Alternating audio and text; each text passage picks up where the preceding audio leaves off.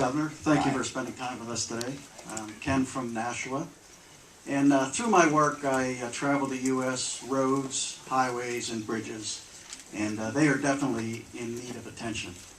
However, the country has staggering debt, and we need to reduce spending and make that a major priority. As president, if you're faced with fixing a problem by spending on one hand and spending reduction on the other, how will you address our nation's infrastructure? Well, let's look at the highway setting to begin with. I'll tell you what we did when I came in as the governor of my state. I found out that we had 550 structurally deficient bridges in Massachusetts. If any of you drive down there, I'll give you a list. The good news is they weren't ready to fall down. But I knew that at some point, the bridges, for instance, would have a load limit changed, where trucks carrying heavy loads wouldn't be able to go over them, and that would affect our commerce and could affect jobs. And so I said, look, we got to go from spending what we had been spending, $100 million a year on bridge and repair, and move it to $200 million a year. So one of the things you have to do is prioritize those things which are most important to you. And infrastructure and having good roads and bridges and rail lines and so forth and air traffic lines are essential for a strong economy. I'm willing to invest in those things and even borrow in circumstances where there's going to be a revenue stream that pays it back.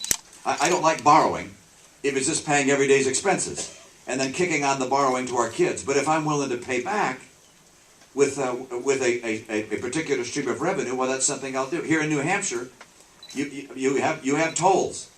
And I know that's not real popular, but more popular than a sales tax or an income tax.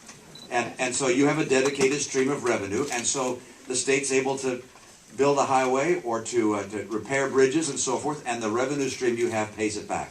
With regards to the federal highway system, we're going to have to follow the same model.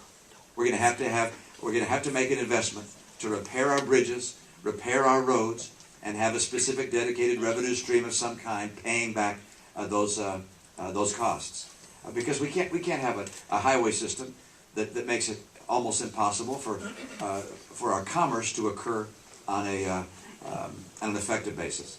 There are lots of ideas about how to do that. Do we have a bonding program of some kind that pays back? Do we use tolls? Do we use some other method? I will be open to the kinds of ideas that come forward, but I believe we do have to invest in our basic infrastructure.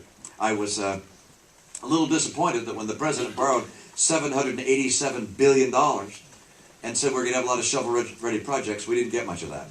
And it would have been a lot better than what we spent a lot of our money on. I was also disappointed in that $787 billion of borrowing, that with men and women in harm's way in Afghanistan and Iraq, we spent nothing on weapons or armament or protection for those soldiers.